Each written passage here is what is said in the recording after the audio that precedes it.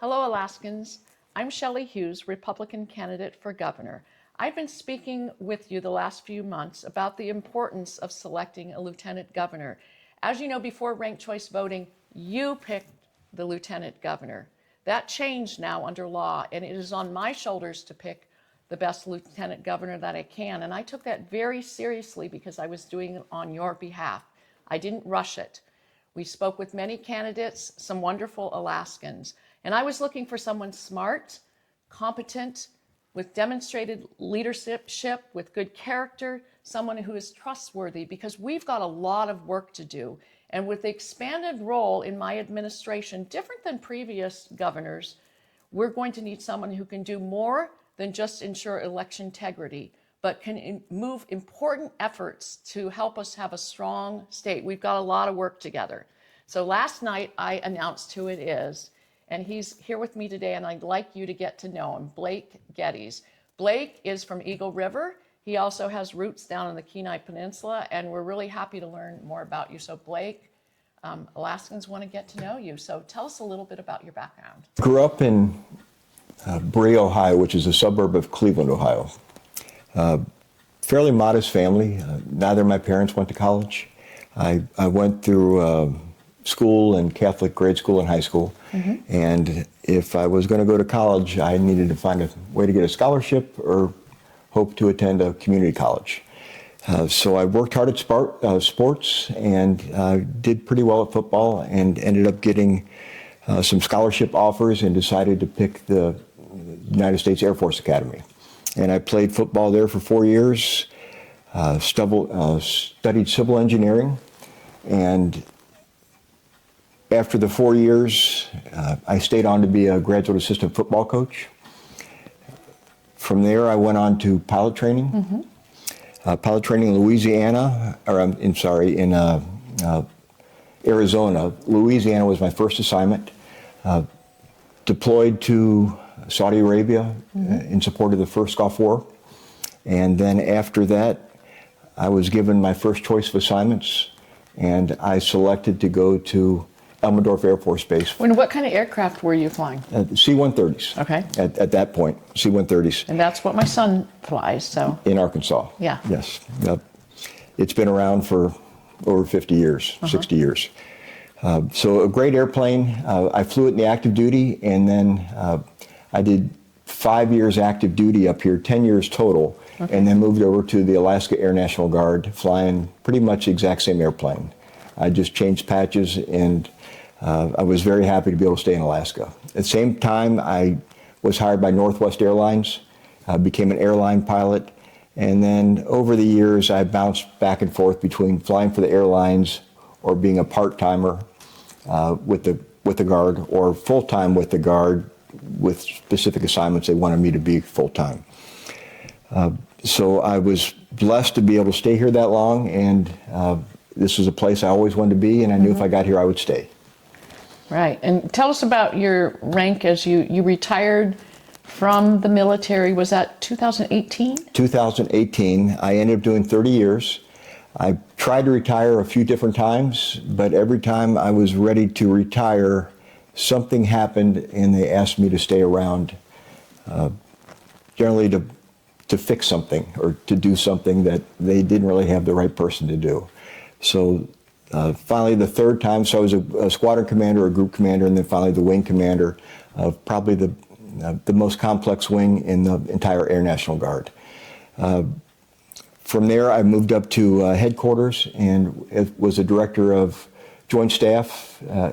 Different mission, no longer flying airplanes, but the state partnership with Mongolia, and also for domestic response for natural disasters.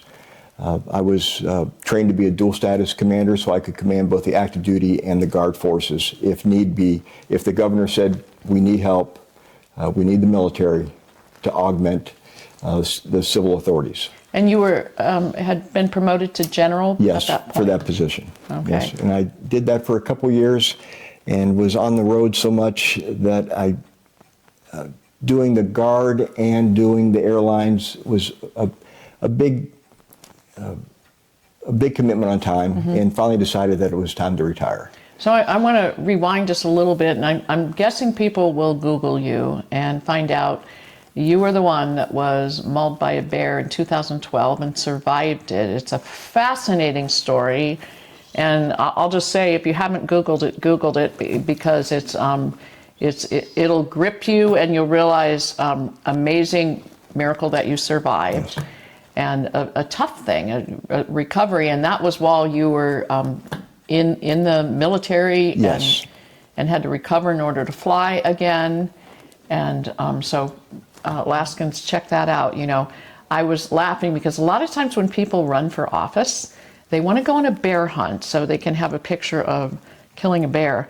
I don't feel like I need to do that for this race because we have the best bear story of any ticket. So yeah, pretty fascinating. You healed up very well. And so tell us a little bit more about things that might interest Alaskans. I know people may watch that video and learn a little bit more about you, but you want to touch on anything else? Yeah, I'll touch a little bit on that because I was actually at our cabin on the Kenai Peninsula, and for about 5 years I ran a trap line, and that happened on the opening of the season. And big into hunting and fishing too. yes, just while very, you're very, talking very about much into hunting and fishing and trapping for a while. Sometimes bad things happen and you can't control it, and that was one of those things. Fishing Game actually contacted me to see if we had a bad bear, and I said no. The bear was fine. It was just sometimes things happen. I actually saw the bear the following year, and then I didn't see it again after that. So we spent a lot of time on the Kenai, fishing primarily, a little bit of hunting down there, and then my wife and I, we hunt in the Glen Allen area a fair amount, and also spend time on the Denali Highway, ice fishing in the wintertime, so outdoors is a big part. Also enjoy gardening. We have a greenhouse and we try to eat very healthy, so we eat wild fish and wild game, and in the summertime, our own produce. So that's something we're into. Which is a good connection for us because I've been very pro food security, better food security in this state. And also we've talked about, just like the PFD is important to Alaskans, fish and game. It's one of the reasons people live here and stay is because hunting and fishing, and we're going to be working, our goal is to have a commissioner of fish and game who will concentrate on growing our herds, growing the game populations, ensuring we have the fish, and really focusing on abundance. Yes. And when we were talking earlier about the role of governor, one of the things that we find sometimes our commissioners spend so much time dealing with litigation and pushback from federal overreach that it distracts them from the mission of their department, for instance, managing for abundance, managing for the benefit of all Alaskans. And so one of the roles of lieutenant governor that we've been talking about is the possibility of you helping with that federal pushback to free up the Commissioner of Fish and Game to really focus on managing for abundance. So your knowledge of those issues is actually something I think is important to Alaskans. When you asked me to consider joining your team, if it would have been the way that it's been done in the past, where the lieutenant governor just kind of sits on the bench and gets called in occasionally, it wouldn't have interested me much. But with your idea of actually using me as a teammate to make sure your initiatives are followed through and take something off your plate, that interests me quite a bit. So fish and game is something that I'm definitely interested in, and I agree with your philosophy because the Constitution calls for managing all those resources for maximum sustained yield. Yes. So all Alaskans can partake. You cannot just partially manage pieces of an ecosystem. You have to manage it all or none at all. So I very much so agree with your philosophy. It's all connected. And so another thing you talked about, not just sitting on the bench and being what I've been calling a ceremonial seat warmer. when Alaskans think of the lieutenant governor, the first thing that comes in their head is elections. So I know you'll be talking about that a lot over time, but you're studied up on it. And so can you just maybe just do a teaser on election integrity, give the people an idea that you take it very seriously and you see some flaws that you believe you can address? There's over a half dozen things that we need to focus on. So my plan would be to prioritize what we focus on and maybe get some wins on the low-hanging fruit, which would probably be cleaning up the voter rolls. I'll give you rough numbers because I don't have them in front of me right now, but we have over 100,000 people on our voter rolls, more than we have people that are eligible to vote. So that's a problem. Other things that I'm concerned about is with all the mail-in ballots, especially coming from the Bush, if there's any discrepancy, then there's no way of curing those ballots to ensure that every vote gets counted. Because they're in the Bush, and how do we get back and forth? We don't have a plan for that right now. So I think more in-person voting is definitely an advantage for the Bush community because the community comes together. It's a big deal. They want to vote. They can see each other and talk together, have a potlatch or whatever they want to do, but it's a big deal. It brings people together.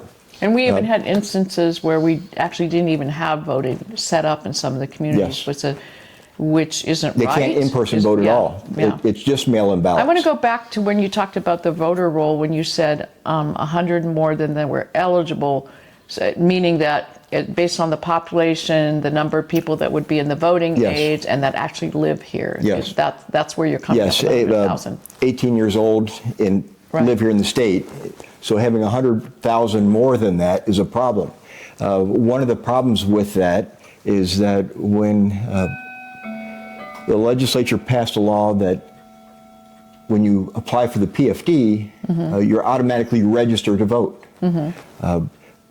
Sounds great, but the PFD is forwarding that information to elections before it has been verified. And the PFD is money that other people outside the state want to get their hands on. So there's nefarious actors from all over the globe that are probing that and trying to get a PFD check.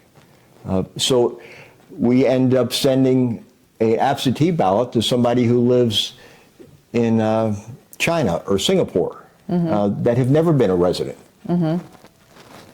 So that's not right either. So we need to clean that up. So we need to make sure that the people that are on the rolls are actually supposed to be on the rolls, not somebody who's not been verified and they get an automatic ballot because of the absentee ballot program that we have. My preference, and I think the preference of a lot of Alaskans, is to make sure that the people that are supposed to vote do get to vote. And I think I'd like to go back to the way it was, where people have to show up to vote. But if you have a reason not that you can't show up, then you can request an absentee ballot, versus everyone gets an absentee ballot and no one shows up to vote anymore, or very few people. There's so many opportunities for that to go the wrong direction. The statistics are, if you show up to vote and let's say something's wrong with your ballot and they scan it right there, they can cure that ballot on the spot. But when you mail in the ballot, it might not be cured in time. Right. So if Alaskans want their votes to count, the best way to do that is to show up at a polling place. So I think what people are hearing as they're watching this video, they're hearing a man who is determined to try to do everything he can to fix it. And one of the things when you said you didn't want to be a ceremonial seat warmer, you actually you weren't even interested in this position unless it meant you were going to help the state. And I'm seeing that through and through. Another thing that I've heard about you, I think Alaskans would want to know, is of course your continued good relationship with military and veterans, and that people have really looked up to you as a leader and a man of character. And even in the past, when you maybe had to address something, even those people that you maybe had to correct in the past, they are some of your good friends. And still, some people can turn away from people when that happens. And you've been able to maintain that. So that tells me you're a man of character and a man of integrity. And bringing that into our office, we get so disappointed by politicians. We hear stories of corruption. We hear stories of shenanigans being pulled. And so that was something when I was looking for a lieutenant governor, I wanted someone who was solid, that has a proven history of integrity, and you have it.